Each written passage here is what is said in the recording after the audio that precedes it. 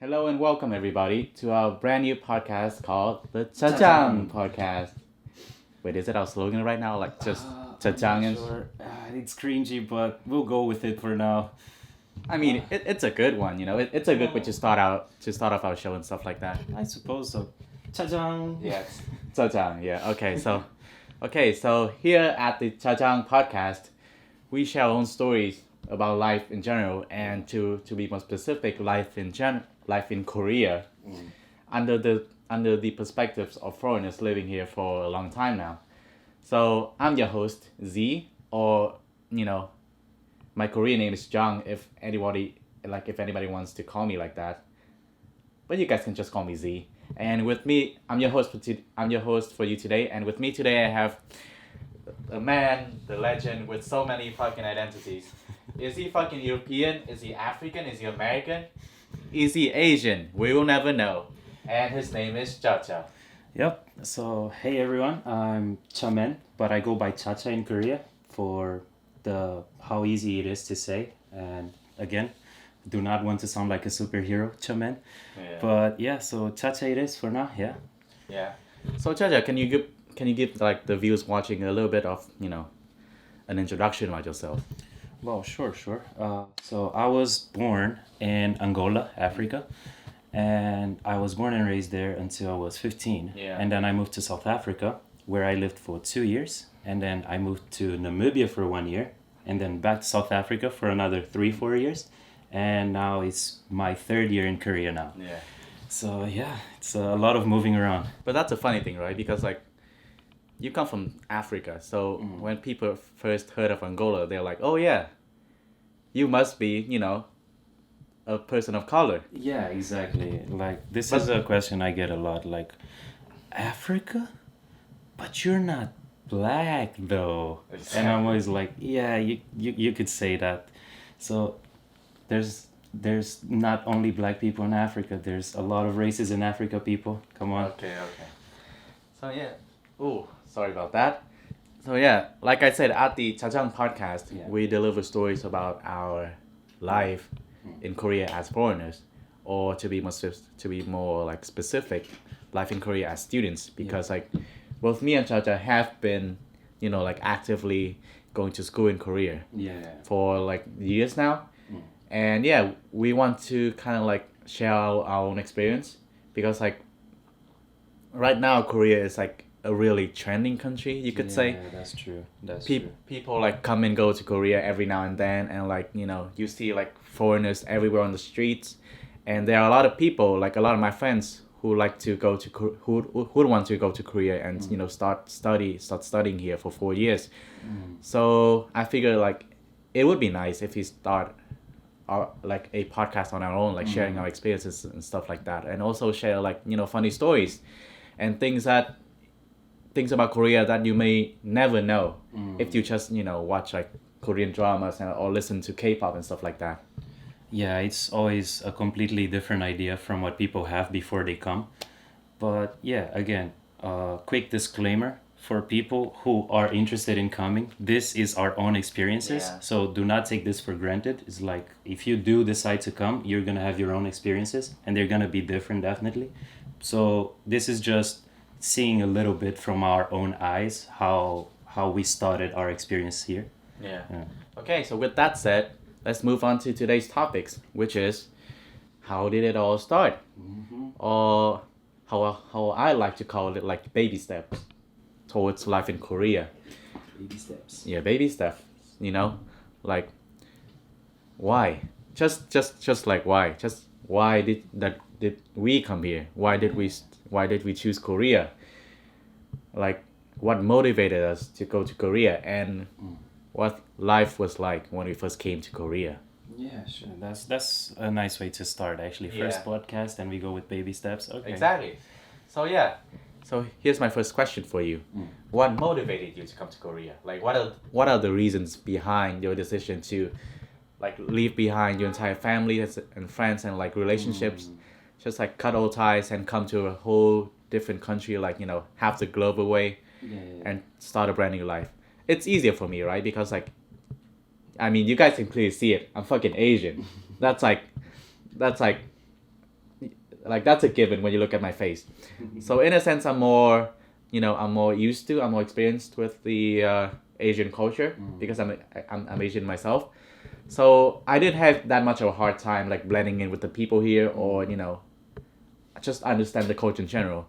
But Chacha, being like a person from halfway across the globe, being like African, like he didn't know anything about Asia. I mean, that part he'll share later. But yeah, as like an African, I wouldn't expect you to be able to actually live here and like be comfortable with it. So what motivated you to come to Korea?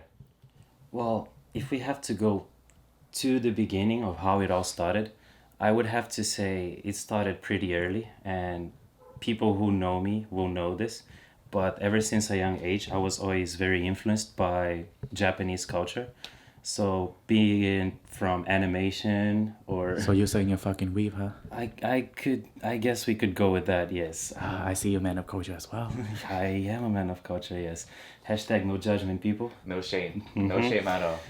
So yeah, I started with that. So it was animation, movies, and just that random YouTube about like different Asian countries. It was mostly with Japan at first, and then from there I started moving to other countries, and it was mostly the bigger countries. So it's like I would see a little bit of China here, a little bit of Korea, a little bit of Japan, and then every once in a while, then I would get into the Vietnams, the Thailands, and so.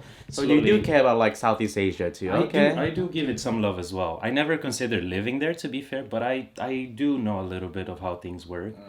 So yeah, after seeing that, of course, the interest went up. Again, relating to your question, how could I live my family? To be fair, when I left to South Africa at 15, I moved without my parents.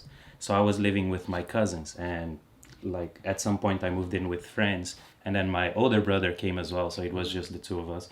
So like moving away from the parents was at such a young age that I kind of lost that link of I need to be closer to them. It's not like I don't care about them, right? It's just love you, dad, love you, mom. But yeah, I just got used to being like kind of by myself or just with friends. Yeah. And what happened was after studying for many years in South Africa, I just wasn't feeling like it was the right place. It's like suddenly, life just became a little bit like on the downside where I wouldn't go out, like I wouldn't even go to schools, like I just stay stuck at home. So a proper hikikomori nito. Yeah. Like a need, yeah. Yeah. So out of there, well, if you ask other people, some people will tell you that I was falling into depression, which I wouldn't say so, but people were feeling that for me. So I guess might be true. So I had my brother actually pushing me towards doing something with my life. He was like, you can't stay still, just move. Do something. I know you love Asia. Try that. So I was like, aight, let's go to Japan. That was my first thought actually. And As a fucking weave. yeah. But then again, African person with the passport that I had is like it's not the easiest thing to do. So after looking into like getting visas and which place is easier to do, rather than Japan, Korea turned out to be like a much simpler choice. So I just decided, well, let's give it a go. It's not like I love Korea and I want to be in Korea. I just wanted to try something new. And that's how I came. Again, so many people telling me, no, it's gonna be hard. The culture is so different. Like what you see in the videos is not gonna be the same, which is true. But nonetheless, it was never too shocking. I was ready for it. So as soon as I arrived, more than anything, I was excited. Yeah. It was, that's how it came to be. So yeah, you mentioned like a while ago about the paperwork. Like, of course, going to a brand new country, you need to fill out a lot of those paperwork. So can you share with us some of the hardships you went through with all those paperworks? Yeah, you see, I was really lucky because, at first when I was trying to file for the paperwork, coming from Africa and having African nationality, there's so much more to it. Especially Angola, that is a country that doesn't really have much relationship with like other countries outside of Africa. So it's like maybe the Portuguese speaking countries like Brazil and Portugal, they do have like good relationship, but Asia is pretty much unthinkable, except for China. We have a lot of connection with China. But yeah, so because of that, even the political relationship and like even like if you're trying to travel, it's always so hard to like get the papers that you need, especially because the system of the country doesn't help either. It's like you go to the embassy and they're like, okay, they give you a list of documents. We're gonna need this, and this, and you get those documents and you bring it to them, and then they're like, oh, but there's this other document that you have to bring. So why didn't you tell me that the first time I came? Why did you wait for me to get the papers and then give it in? And then even if you do give the documents in, you still have to wait like around 2 to 3 months until you get a reply. And it's really annoying. Yeah. I was lucky in the sense that I managed to get my double nationality, which is Portuguese. So now I have my Portuguese passport, which is basically free entrance. Oh, okay. So yeah, so you get that. Well, at the time you got 2 months each time you came into Korea. Now they changed a little, so you get 3 months. Yeah. So 90 days to be Yeah, precise. 90 days, yeah. So yeah, I just came through that. No visa at all. I came as a tourist, and yeah, the first 6 months I was just a tourist. I like left the country, like visit Japan, came back. Yeah. And, yeah, just Yeah, Just like that's like super great to know because like ever since I knew you, Yeah. you had been a student at the language school. I was already. We studying. met each other at the language school. Yeah. Yeah, so like, I never expected you to, come here as a tourist at first. I always thought like you, like, the same like me. I came to Korea through like an agency. Yeah. So even though it is annoying, having to deal with the visas and stuff. Yeah. But yeah, I did start out as like a D4 visa guy. Yeah. So it's like so the language student visa. yeah. So yeah, I straight up started out as a student here, not like a tourist. So it's really weird to know that you came here as a tourist at first. So with that said, what made you want to go to a language school though? So it was my plan from the beginning to start studying the language because Okay. like so when I moved here it's just because I did it on a whim without thinking much. Like I was just literally I wasn't even asking for permission per se. I was just kind of letting people know that I'm going. It's like my biggest hurdle was like talking to my dad because of course he's like, yeah, but you're in South Africa and you're studying currently, like why would you move? And I just went and said it, Dad, it's not gonna work, I'm moving. Okay. And that was like, do what you gotta do. So I came to Korea and the plan was always to start with a language school. But when I came, like I said, no plan at all.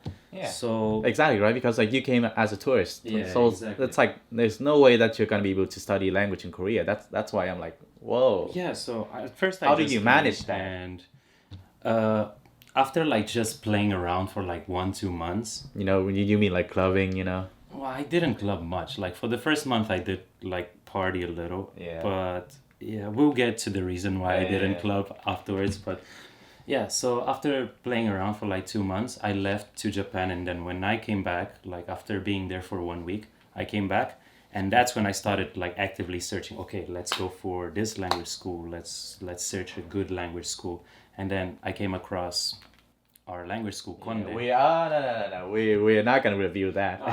Okay. Let's keep it a Let's- secret. Let's beep that. Yeah. We come to me. Okay. So yeah, what I could review about it, okay, I'll just give them a hint of which school it Yeah. is by revealing that the one reason why I ended up going to that school is because they have a fucking lake. Oh yeah. So we'll just stick True. to that. It is a beautiful lake, to be Yeah. fair. So yeah, after deciding which one I wanted to go, so I visited personally. I went by, to the office, and I had no idea what I was doing because I think at the time it was like panghak or holidays. Sorry, we've been staying in Korea for too long that like we tend to like mix up Korean words and like English words, Yeah. but we'll try our best to just speak purely English, English, to yeah. you guys. So it was holidays at the time. Yeah. So when I went in, I don't see anyone.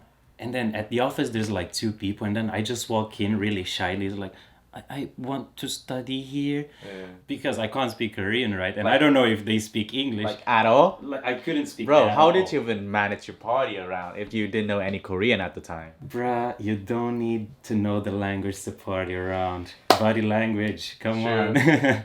Anyways, yeah. So I just walk in, and luckily this lady speaks like she kind of speaks English, like Yeah. a lot of mistakes here and there, but it's enough for communication. So she helped me out. She was like, "You're gonna need these documents, and you need to bring them by this time." And I didn't even know like the terms, like when each semester starts. So I just went on a random time, and actually when I went, there was like 1 week left for me to apply for the semester. Oh no. So I didn't manage to do it because I needed to get a document all the way from South Africa. So because that was gonna take time, so I skipped that semester, and for another 2 months again, just partying, partying, partying, and yeah, meeting Korean people, mostly English speakers as well, but still Korean. So through that, I made my connections, Yeah. and then afterwards, when the next semester started, it's when you came, and then we started at the same time, level Yeah, one. yeah, yeah. So that's why I've been here for longer than you, but we started at the same time. Yeah. So speaking about party though, like, you know, what was your first experiences in Korea? Like, like what's like your favorite memories about getting to Korea? Just like basically share your insights on, what happened when you first arrived. Actually, In Korea. before you go into partying, like I have Yeah. like a movie-like story Yeah, of yeah. my first day in Korea. So, I was in Angola before I came, right? So to fly from Angola to Korea, I had to transfer twice. So I had to leave from Angola to South Africa, and then from South Africa to Hong Kong, and then Hong Kong, Korea. So because of this trip, this took me 2 days to arrive, and I think total flying time was around 20 hours. Okay. So that was fun. But upon arrival, That was not fun, bro. I would not sit like for freaking 20 hours on a freaking plane, man. That's just like too much. I was lucky because most of the so 3 of the flights were like 2-3 hours, and then the one flight was really long. Yeah. That was like from South Africa to Hong Kong. That was like 13 or 14 hours, and I was lucky at that day because I hadn't slept. And as soon as I got on the plane, I was like out like a light. I slept for like almost 8 hours, and then 6 hours up. So it wasn't the worst, but yeah. So I arrived in Korea, first time in Korea, coming from Africa, right? So I get to the airport and it's nighttime. I think it was like around 8 o'clock or 9 o'clock. And shit, I just arrived in a country where, to some extent, people will understand English, but they don't actually speak English. So I'm here panicking a little, even though I was acting all cool back home, like, no, I got this, I got this. But then I arrive here and I'm a little bit like, shit. So how do I actually get to the place I need to go? I've never ridden a subway before. We don't have subways back home. Yeah, you see. true. So I'm looking into the system and I'm like, apparently I need a card, but I don't have a card. No, but apparently if you just put money, but then I don't know the stations. So I just went to the counter and then I asked the lady, like, what would be the best way to get from here to here? And she was like, you either write the bus number XXX, but then you're gonna need the card, or you need money. I didn't even have Korean money at the time, bro. So I had to go change money, and I just said, fuck it. It's late. I'm not trying to figure out transportation. I took a goddamn taxi, and that shit was expensive, bro. Like, I went from the airport all the way to Chunjongno, it is where like where you lived. Yeah, because they had the guest house there. So I had to pay 50,000. Yeah, so 50,000 just to move from the airport, when I could have paid like 10,000 won. Yeah. So yeah, that was expensive. But anyways, I arrived and it's cold, bro. It's like It was. it was. Was it like winter back then? You see, the funniest thing is, I arrived on the 2nd of March. Okay. So it was the 2nd of March of 2018, was it? Yeah, yeah. So when I arrived, so that's basically the beginning of like spring. Yeah. So The end of winter and Yeah. and the transition to spring. So the thing is, I arrive, I get my bags in, like I check in and whatever, and then I just decide, shit, I want to check this country out. So I just decide I'm gonna go Right. for a walk. Yeah. So I go outside, bro. You feel And with then- like excitement. So Yeah, you I decided was- to go for a walk. So I just go out, I start walking, and then the most amazing thing happened, bro. It's like, it's March. Yeah. Winter is over. But we had the very rare, last snow Okay. on that day, bruh. That day was the last snow of 2018. And bruh, I had never seen snow before, bruh. So Coming as from Africa, yeah, yeah. I mean, these days apparently in some places in South Africa you can see them if you go up the mountain, but I'm not about that life. So I've never seen snow before. And first day I arrived, fucking snow, bruh. And I was like, Wow. okay, this is good, but I'm not ready for this. I ain't got no gloves. I was freezing, bruh, because it was like around what, -2, -1 at the time. Celsius? Yeah. Okay.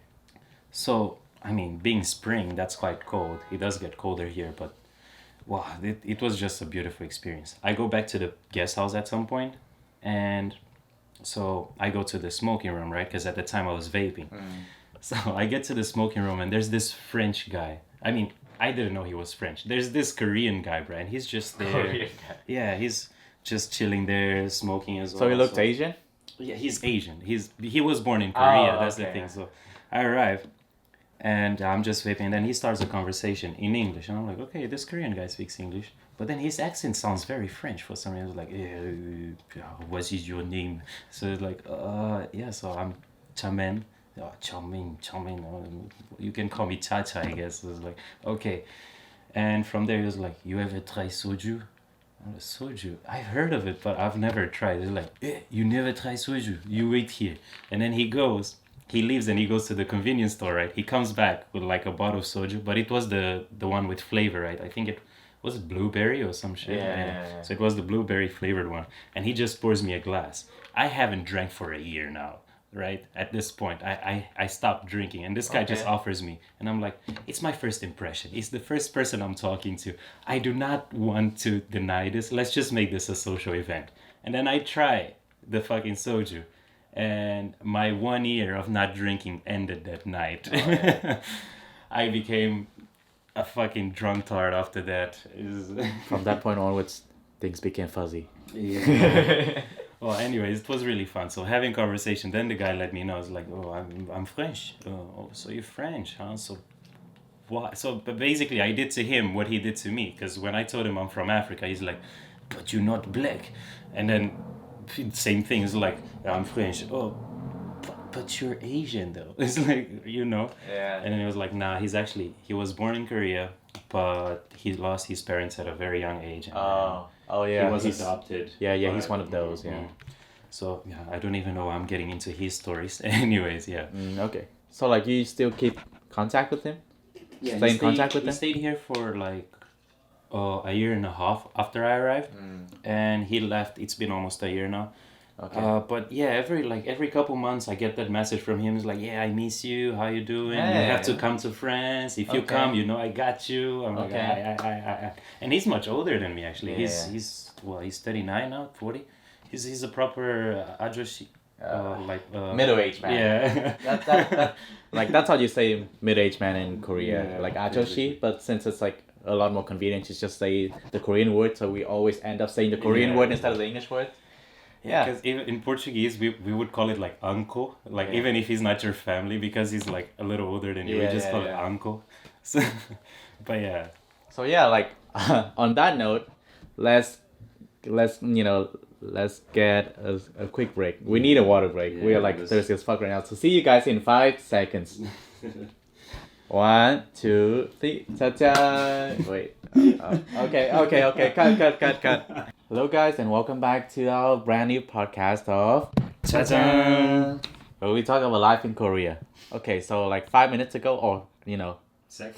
for you guys, it was like 5 seconds ago, where we left off. You were sharing to the viewers about like your first memories in Korea, your journey of getting here, and like your first ever memories in Korea with the snow, with the Korean French guy, and with the bottle of soju. Yeah. So I thought that it would only be fair if I share my part of the story. Yeah, let's hear about that. Yeah, so my earliest memory of Korea wasn't much. Like I said, I came here with like an agency. So they pretty much like handle everything for me, from paperwork to like, travel or like booking like flight tickets and stuff like that. So it was never like, I never got that feeling of excitement like, oh, I'm traveling to a brand new world, like I'm exploring, new lands and shit like that. I never got that feeling, right? Yeah. I did get the excitement, but I don't think it was like, as exciting as, the feeling you experienced Yeah, I when you first came to suppose. Korea. Yeah. I suppose. So yeah, when the first funny memory when I came to Korea was that, like, when I landed at Incheon Airport, the Korean International Airport in Seoul. I was told that me and the other kids were supposed to meet, like, at a specific location, which was the CU Pyeongchang. Oh no! Oh, I'm sorry. I'm sorry. Convenience store. The CU convenience store. Like I said, we tend to mix up like English words and Korean words because it's way more convenient Yeah. to just say the words in Korean, right? So I was told that we were supposed to meet up at the CU convenience store. Yeah. That doesn't even sound Yeah. natural. See you convenience store. Yeah. But well, there it is. Yeah.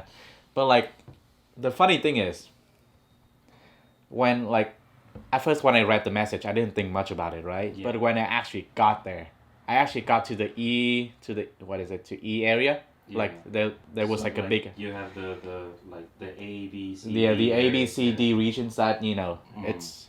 that makes it easier to like. So it's like each section of the airport, so Exactly. you know where to go. Exactly. So I was told to go to the E section, and I went there and I saw this TU convenience store, and then that hit me. In our language, being Vietnamese, I'm Vietnamese, by the way. I haven't told you guys that, but I'm Vietnamese, right? So, in our language, the word CU is pronounced as gu, and it literally means penis in our language.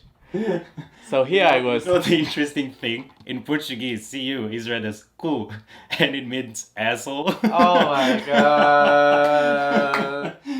I don't know language. Whoa, what are the odds? Yeah. So me being like, first day in Korea, like, seeing that shit, I couldn't stop myself from just like, laughing. From bursting out laughing at the middle of the airport. And like some old people, some like middle-aged men and women saw me, and they was like, "What the hell's going on what's wrong with that kid?" And I just think that, "Oh, I'm not in my country anymore. Can't do that shit because nobody understands, the joke, Yeah. basically." So here we're just laughing my ass off, and then I slowly got to meet other kids who just landed at Incheon and came out They from were there. part of the program as well, right? With the agency. Yeah, pretty much. So yeah, it was legit like the first memory of me being Korea, of me in Korea. So after that, it was just like a normal, bus trip from the airport to the dorm, because like we had to stay 6 months inside the dorm before we could actually move out and like rent out places or like buy houses to live on our own. Yeah. So yeah, I did spend 6 months inside the dorm, and which is an entire other story. So yeah, that was legit like my first memory in Korea. Well, yeah, it's not like too special. But, Yeah. But But it's funny. It's funny as fuck. it does have the ring to it. Yeah. Yeah. It's like the first thing you see is the CU convenience store. Yeah. Yeah, nice. That. Yeah. It's like it's one of those memories that's like that still make you laugh when you think about it. So even now, whenever I go anywhere, and I see a CU convenience store, for me right now it's not that special, right? Because like I've seen like a shit ton of CU and during my 2 years of staying in Korea, it's not that special. But whenever I see one, it still reminds me of that very first day I came to Korea, because that's like the first convenience store I've ever seen in Korea. Being a CU. I mean, for me, it was pretty much the same. Like, first time I saw CU, I was like, cool. But people won't understand the joke. 'Cause Yeah, exactly, right? nobody speaks Portuguese around here. It's like, every once in a while you find a Brazilian, but it's so rare. So, so I just kept it to myself. And then over time, it just kind of lost the cool meaning, and it actually became just CU for me. So Yeah. I don't even trip when I see it as well. Yeah, I remember like discussing a joke to a lot of my friends at the time. I was like, haha, Cool. go. It kind of, yeah, exactly, right? And like people were laughing, but like yeah, like over time, Yeah, it just kind of dies down. yeah, it just lost the flavor, Wait, so why are we even discussing about penis and asses in the first place? Okay, move on. Let's First experience in yeah, Korea, first that experience. was- Yeah. Let's move on. Okay, so yeah, you just told us about your first not told us, told everybody Yeah. about your first experiences in Korea. Yeah. So what I want to ask you is, what were your first impressions on Korea as a country in general? Okay, first of all, again, be very aware that I'm comparing this to where I come from. Yeah. So the very first thing was organization, bro. It's just so much more organized than the countries that I came from. So you mean like in the sense of like, hygiene and Well, cleanliness? there's that as well. Like the streets are much more clean than other countries. I'm not saying it's the cleanest country in the world. You do see trash here and there every once in a while, but Yeah. yeah, compared to my country, yeah, it's definitely much cleaner. But not only that, in terms of service as well and how things work, it's just much more organized. Things work here, you know. Back home, I mean, you can make them work. It's just gonna take you like 3, 4 times the amount of time it takes you here. So that was one of the things.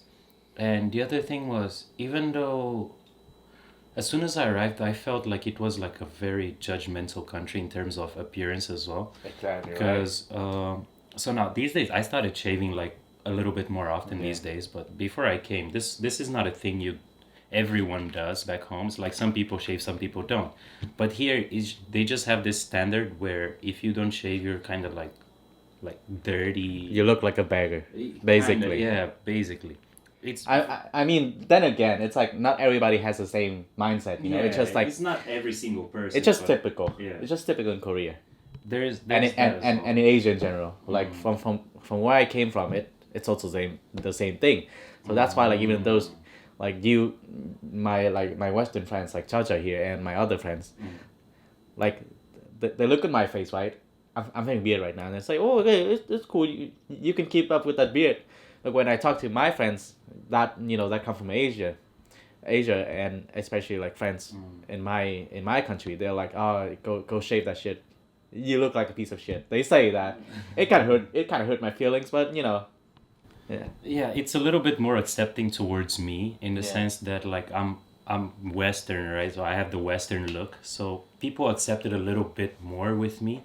But even so, it's like, for example, when I met like a couple of friends, at first they were just all like, yeah, cool, that's how you look. But then after a while, everyone was just like, but why don't you shave though? Exactly Like, right. I'm not saying you have to, it's just like, why don't you shave though? Like But this is something that I felt in the subway as well. Not only towards the shaving things, like as soon as I arrived and the first time I rode the subway, I just had this feeling that everyone had their eyes on me.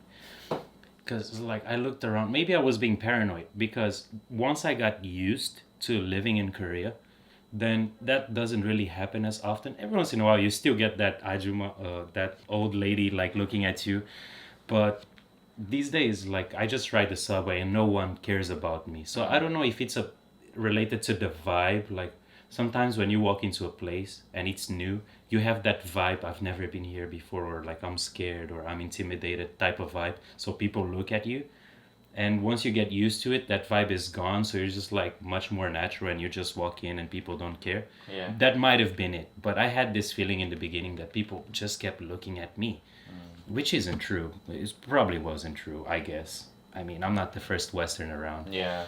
so I mean, for me, that problem is like nearly non-existent, just because I'm Asian.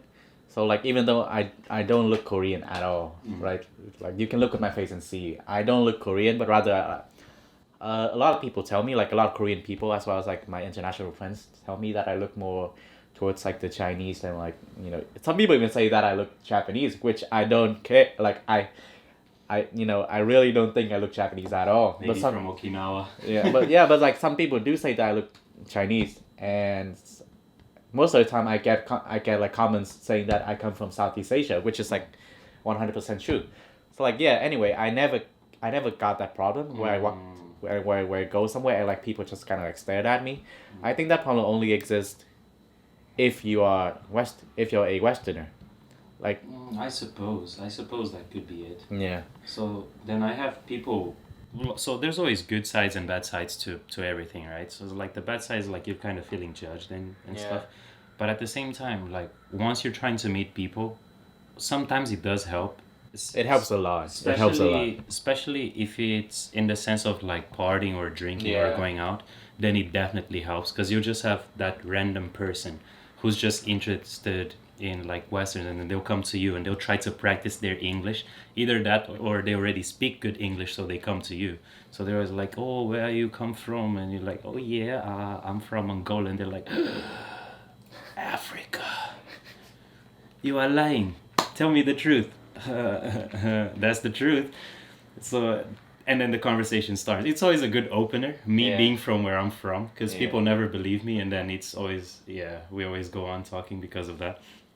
But yeah, so there's the pluses and there's the minuses, but it's not all too bad. But once you speak Korean, we speak Korean now, right? So once you learn Korean and once you can speak it, it becomes the opposite, where sometimes you meet a new Korean person and you clearly speak Korean and you're trying to speak Korean because you're in Korea and you're trying to practice or just naturally want to speak to that person.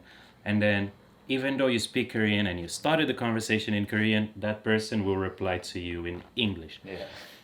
And that's when I'm like, but I speak Korean though, and you don't speak English, so why are we doing this? Yeah. Let's just make it easier on each other. I get that sometimes, but like it's not as frequent as you guys because you guys straight up Yeah. look Western.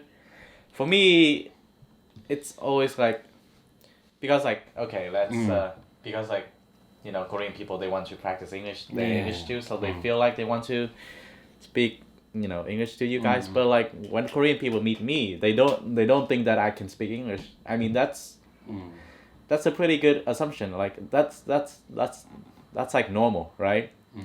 You wouldn't think that I speak English, so they always end up speaking Korean to me, which you know makes me feel really comfortable. But there are some like circumstances where like I don't understand what the f is going on with this conversation, and I straight up ask him in English like, oh, can you just explain it in English to me because I can speak English. But they just looked at me and they were like, 그럼 제가 Go on in Korean. So we're the opposite. Yeah, exactly, right? It's like yeah, sometimes I just want people to talk to me in English because I don't understand what the f is going on. That's the thing. But yeah. Yeah. Well, like for me, you know, my first impressions on about Korean culture and like Korea as a country in general is exactly like you said, like the whole, you know, appearance thing. So you know when you go outside my country, right, you can just like you can just wear like your fucking pajamas and wear some slippers like flip flops and stuff like that, and you can go pretty much like anywhere, like you know except for like school or like Same for or, us. or go to like the office. But like if you're Daily just life. if you're just planning on to go to a movie, you want to hang out with your friends, go to a cafe, or like just go somewhere in general. You don't you know you don't like do like heavy makeup. You don't like dress like you Like you're going out club. You just like you don't dress like you are the main protagonist of a K-drama. You don't dress like that. True. You dress you dress simple, you dress simply, comfortably, and you know, you just do your own thing. Like nobody would care. But like ever since I came to Korea, like whenever I go outside, I'm really self-conscious about how I look. It's mainly because I like most people in Korea when they go outside, they dress nicely, right? It's not like they don't dress like you know idols or like K-pop star like actors and stuff like that, but they dress nicely. You do find a couple. You of people you do out find there. people like that. They But just walk in like a full-on idol, and people are actually wondering, is he famous? Nah, he's just tripping. He's just dressing like that. but like normal people, they they don't dress like superstars, but they do dress really nicely and neatly. Like that's the key word right there, neatly, right? Yeah, because that's like, you know, like in your country or like in my country, people just don't give a damn when they go outside. They just want themselves to be comfortable. It's not the case in Korea. In Korea, like even if you're like you know, not dressing like super nicely, not wearing heavy makeup, you do need. Girls tend to wear makeup outside, and guys tend to dress neatly. Yeah, that's true. And some guys go for the makeup as well, bro. Yeah. Like I've met a couple of them, but it's odd in the sense that I've met a couple of guys who do wear it, but they claim they don't, even though it's clear. It's like all you have to do is like get a piece of paper and do it like this on their face, like just kind of wipe it off a little, and you can show it to them like, bruh, you're wearing makeup. And Like they're BB no. cream and shit. It's like, no, I'm not wearing anything. It's like you can even tell by the lips. The lips are glowing. It's like, were you making out with a girl? Because if not, you have no reason to have them glowing lips. But they're like, nah, I don't do makeup. Me, I'm not gay. It's like, doing makeup doesn't make you gay. Yeah, I mean, yeah. If you're gonna do it with confidence. Come on. Yeah. Yeah, I mean, like, yeah, you know, it's about Korea, Korean society, you know, and that's Again, appearance. yeah, yeah, and that's a topic for another day. So now, like, what I want to ask you is, okay, so can you tell us like the difference between your country, where you know Angola, where you came from, and Korea, and you know, in terms of like you know like transportation, traffic, you know, stuff like that, the people and the culture in general. Okay. We can do that. So if I have to start, okay, let's start with transportation, right? So in terms of transportation, so we don't have subways. We don't have subways. True. But we do a couple of different transportation methods compared to like Korea. So in Korea, you find the basic, like you have subway, you have buses, you have taxis, and you have like you could own your own car. Yeah. Then if you're moving between cities, you have like actual trains and planes, of course. Like you have, you know, like special, you know, trains called KTX, which is Yeah. like, you know, like it's kind of like the bullet train you find in Japan. Similar to that. Yeah, and you have like, you have like special types of buses that you know that are used only to move between like regions of the country. Yeah, that's true. Yeah. So back home, what we do have buses obviously, and we do have taxis as well, though not as often. But what we do have is, we still call them taxis, but they're like mini buses. So it's like a small van, and then they just kind of throw people in. So just like so one of the guys stays outside of the car screaming where they're going. So it's like, we're going to this area, this area, this area, and then people here, if that's the area they want to go, then they get in the car, and then like usually they would have like the backseat, like I don't know, usually like 12 people would be able to sit in the car, but they just keep shoving people. They're like just lose weight. That's how they say, lose weight. You can go in, yeah, just squeeze, lose weight. And then they just keep throwing you in. And that's one form of transportation. Yeah. And then they have another similar one that is just a normal car, right? And then the guy who's driving just starts screaming the direction he's going. And if people are interested, they get in the car. So it's the same concept, but it's not a van, right? It's just like a normal car. So like 3 to 4 people can ride. So we have that, and that's what people use the most. And then there's buses, and that's basically it. Like, other than that, we do have this weird thing as well, like kupapata. I don't remember what it's called, like kupapata, I think. So it's basically again like a taxi type of thing, but it's a bike, right? So it's a bike, but at the back it has something attached, like a wagon attached, and then people just ride on there. It's like kupapata, yeah. And they're always off brands, like the original brands like Kawasaki or something like that, and then they like Kawasaki, Kiwizaki, like it's always off brands for some reason, probably from China. Hey, Not trying to just no hate here. Shall we cut that? No. Okay. Yeah, so that was transportation, right? Yeah. If we compare another thing like prices, like just life in general is more expensive in Angola. You will find a couple of things that are more expensive here, like fruits. Fruits and vegetables are slightly more expensive here, but not that much. But everything else will be more expensive in Angola. Oh, aside from another thing, like if you're trying to rent a place in Korea, deposit is really high. So deposit is higher than in Angola, right? But the rent itself is lower. So back home you pay low deposit but high rent, and here you pay high deposit and fairly low rent if you find a good place. Yeah. So there's that difference as well. So yeah, in Korea there are like most people can commute to work via subways or cars, because like you know subways in Korea is well known to be like really convenient and cheap. Yeah. Comparing to you know to its neighbor country being Japan, it is like we have met a lot of Japanese people, and they all say that like subways in Korea are it's like a lot cheaper than subways in Japan, and I've never been to Japan, so I cannot confirm that. But yeah, I can confirm that it's proper expensive in Yeah. Japan. It's like it's not a joke. Yeah. That shit. Mm-mm.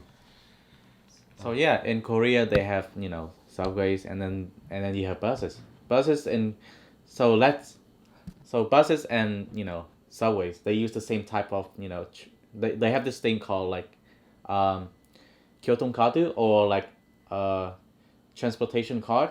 It's a Also known as T-money card. Yeah, T-money card. It's basically like a card you use when you go into the subway. So when you go to the subway, you swipe that card, or like you put it onto that place, and then it takes money from the card, and then you're good to go. It also works the same with the buses. So like in my country, right? When you go to a bus, there's always gonna be that one guy whose job is to like collect people and sell tickets on the bus. So you get onto the bus, and that guy comes to you and be like, so do you have like a do you have like a membership card? And if you don't have like a membership card, right, you have to pay like, let's say, you know 500 won. Like around 500. Yeah, it's super cheap, right? 500 won for a ticket. Yeah, and you can go basically anywhere. But Wow, that's really good. yeah, it's cheap, That's right? proper cheap, yeah. It is cheap, but it's like it's not. I still feel like the Korean system is a lot better, in the sense that like you go onto a bus, and then you use a T-money card. You put it. You just beep it. Yeah, They you- have the magnet, so you just beep. Yeah, and you- paid. You hover it onto that thingy they have over there, and then you're good to go. And before you come down the bus, you have to do that. Yeah, You have to beep do it that thing again. Because if you don't, you're gonna pay the maximum amount for a full ride. Yeah. But if you do beep it before that, you do pay less. So Yeah. make sure to beep it, otherwise you're losing money. Yeah, so that's a good thing to keep in mind if you want to travel in Korea. Just know that when you get on buses, you have to do it. You have to do it like one time when you get up and one time when you get down the bus. Yeah, so that's a good thing to know. Well, there's another interesting thing about the card, that as time passes by, it's getting more and more like enough, like no strings attached debit card type of thing, in the sense that you can just charge the money in. And initially, I'm pretty sure it was just for subway and for bus, but these days you can pay taxi as well with that. And in some convenience stores, instead of using like your debit card or your credit card, you can actually use the T-money card to pay for your groceries, bro. Yeah. So it's slowly becoming like no strings attached debit card. That's quite interesting, and could be dangerous, but we'll see how it Yeah, goes. T-money. I feel like T-money card is a really interesting concept in a way that it's like super convenient. It's really convenient. You can buy. I mean, of course you can still use your own like credit card to pay for like subway and Yeah. subway and buses, but it's just way more convenient to own your own T-money card and like put in like 10,000 won, 50,000 won every once in a while, and just solely use that card for the purpose of traveling around. Yeah, and you don't need to register for it. You can buy it at any convenience store. They don't even have your name or your number. You Yeah. just buy the card and you're ready to go. Yeah, it's just like it's basically like a wallet. It's Yeah, a pretty wallet for like money It's used. an electronic wallet, yeah. Yeah, it's just you can buy it at any convenience store for the price of like 5,000 won, or maybe like five US dollars maybe. It could be actually less than that. I don't remember how Yeah, much. it's like roughly five US dollars. Maybe. So you could buy one and then you can put your own money in it. There's gonna be this like at every subway station, there's gonna be like a few what is it? Kiosk. like a kiosk, yeah. Yeah, kiosk. That's what they call it, where you can put your card in, and then it's like you can put your card. It's like kind of like an ATM in a sense. Yeah, it's like You put the T-money card in, and then you can put Yeah, it asks you like your desired amount of what money. the amount of money that you want to put into the card, and then you just put the money in, and Yeah, it and then swallows you your can money, use it. and it's ready to go. Yeah. And you can even like recharge it at the convenience store itself. Yeah, Like as you can well. buy it, and then you can ask like the what's clerk. Chico? Yeah, The clerk. the guy working there. I'm sorry. Jigon. Like you can ask like the guy working there to like, you know, hey, can you like kind of like recharge? Can you put some money into the card for me? And they can do that for you in like less than less than like 10 seconds. So it's a really convenient system, and that's one of the things that I really like about Korea. You know, How did we get into T-Money card? I mean it's Transportation, right? I mean it's one of the things that people should know about Korea. Well, that's true. So it is very convenient. So Yeah. make sure to get one as soon as you arrive. Yeah. So yeah, like we talked about like the whole, you know, the whole appearance thing, you know, how people are really self-conscious in Korea and how people always try to look the best when they go outside. But I want to speak, you know, about Korean people from another aspect, which is like, yeah, what was it called? I want to speak about the cafe culture. Ah, the cafe culture. That's also very interesting. Where I don't know about Vietnam, right? But usually in Western countries and like where I come from as well, coffee is a thing that like you have through the day, right? So you wake up, you have coffee, or maybe after lunch you have coffee, and then well, for students, if you want to stay awake at night, yeah, you have coffee. But here it's just kind of a social thing where you don't necessarily want to drink coffee, you just go to a coffee shop and you sit there and chill at the coffee shop. So you either study or talk to your friends, and it's just so weird where a lot of people they'll have like dates or like just hang out at the coffee shops at night. Like back home, coffee shops don't even open at night because no one needs to drink coffee at night. But here it's just such a weird thing. Well, not weird anymore. I got used to it, right? Yeah. I've became a guy who also drinks coffee at night now. Yeah. But it's such a weird thing though to like when you first arrive to see how often people go to the coffee shop. True. And another weird thing that I noticed that kind of like caught me off guard when I first arrived at Korea was the fact that when you order coffee, right? When you order it, you have to take it from the pickup location by Yeah. yourself. Yeah. And when you're finished with drinking your coffee and when you're about to leave, You clean up yourself. yeah, you clean up after yourself. So you have to return the cups. You have to throw out all the tissues in the trash cans. You have to return the cup to the counter yourself. Yeah. In my country though, like you have like, you know, like people I cannot remember like the Korean word. Which is Jaewon. so like the attendant garçon is like the Yeah, so you have people cleaning up after you, right? When you leave, and that's considered normal. But in Korea, it doesn't work like that. So yeah, it's just like super weird to me when I first came to Korea. That, you know, it took me a lot of time to get used to, and I'm always like super conscious about it. Oh yeah, no, yeah, I have to remember to clean after to clean up after myself, because if you don't, people are gonna look at you with that weird eye, like, you know, why are you being an asshole kind of eye. why are you leaving your stuff Yeah. behind? For me, it's pretty similar, but I just got so used to it to the point where it doesn't even come to my mind at all that there would be someone actually attending and like serving me at a coffee shop. Once you get to a restaurant, not a restaurant, to a coffee shop back home, so you never go to the counter, right? So you just sit down. The server will come to you and ask what you need, get your order, gives you what you ordered, and then you just ask for the receipt to make the payment, and then you pay that, and it's done. So you never go to the counter yourself, as compared to here where it's straight up to the counter, get your stuff from the counter, and then the attendants, like, they don't need to clean almost anything unless you're like proper dirty and you get like smudge on the table. But if it's nothing to that extent, then you can just throw out your stuff and it's done. Yeah. So that's also an interesting part of the coffee culture here. It's a really I'm not sure if Japan has the same thing, but like it's a really interesting, you know, concept to me, and you know, since, you know, we've kind of used to it too, so it's like it's really hard to just go back to our country and leave our cups on the table.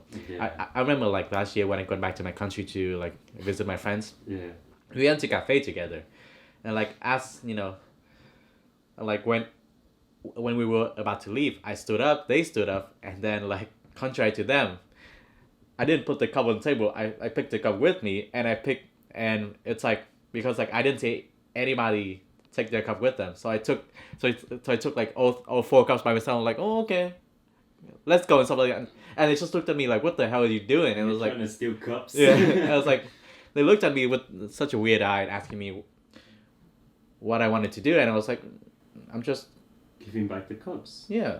What do you mean? And it was like, so we had like that 5 seconds of silence. And I was like, oh right, we don't do that here. It's like that Black Panther meme, like, sorry, we don't do that here, Yeah. kind of thing. So It it just hits you. Yeah, it's super awkward, but I kind of like it. I kind of like it when you clean after yourself because like you don't trouble other people, but at the same time I don't like it, in the sense that like you're just like stealing jobs away from the people working there, right? So legit, the people working there are getting paid for doing nothing. They just stand around, kind of thing. Yeah, I suppose, but well, at least in Korea, they already hire people with that in mind. So it's like, Yeah. they'll just mostly, instead of having people who are specifically focused on the cleaning, right? They'll never have that. It's just most of the time the clerk Yeah. will just be behind the counter. Yeah. Yeah. So, yeah, I guess in Korea is not the biggest problem as well. So if you think like the person is not doing much, you're doing the work for the person. I guess in Korea it's okay. I don't know about Vietnam. And this also applies to like fast food stores. It's like let's say for example like McDonald's, KFC, and Burger Kings and stuff like that. When you order, you do need to pick it up at the counter yourself, and you like exactly the same as like the coffee shop. You do need to clean after yourself. So there's gonna be like that big ass what is it, trash can at the entrance of the store usually. And so when you're finished eating, you go there and then you put all You do the division of like different trashes like by you yourself. classify the trashes by yourself. You put the plastic into the plastic trash can. You put like And so on. the normal stuff into the normal box, and then you put like the straws and stuff like that, and then you empty out all your own cola can, like empty out the ice and stack it up like next to that, and then finally you put the tray back on the counter on the top. That's usually how people do it in Korea, which is kind of really fascinating, right? Because like you don't have to bug other people to clean after yourself. It's nice. Well, back home actually, fast food specifically is pretty much the same. Oh, I really? think the biggest difference would be that we don't have the trash division. We just kind of have like a big trash can and you just throw everything in there. Yeah, Whether yeah. it's food or like plastic, you just throw everything together. But other than that, it's pretty much the same. You order yourself, you pick up yourself, and you clean up after yourself. So that part I'd say is pretty similar. Maybe most around the world, most countries maybe will do it like that. Maybe. Really? Because like in my country, like you leave your stuff on the table where you ate. And you just go. You ate and you just go. I suppose some people do it like that as well back home. But it depends on the person. It's like not something you have to do. Like if you do leave it, someone will clean it. But I guess most people just kind of like throw it out. Yeah. I'm not sure. I haven't lived there for like almost 10 years now. Yeah. So yeah, with that being said, that's like the conclusion of our first episode of the Chajang podcast. Yeah. Well, on the topic of Baby steps. baby steps, Yeah. how it first started, and our lives in Korea, and why did we choose to live in Korea, and our first impression of South Korea, a really amazing country that we love to share more stories on. But that's a matter for other episodes. And for now, we wish you a good day.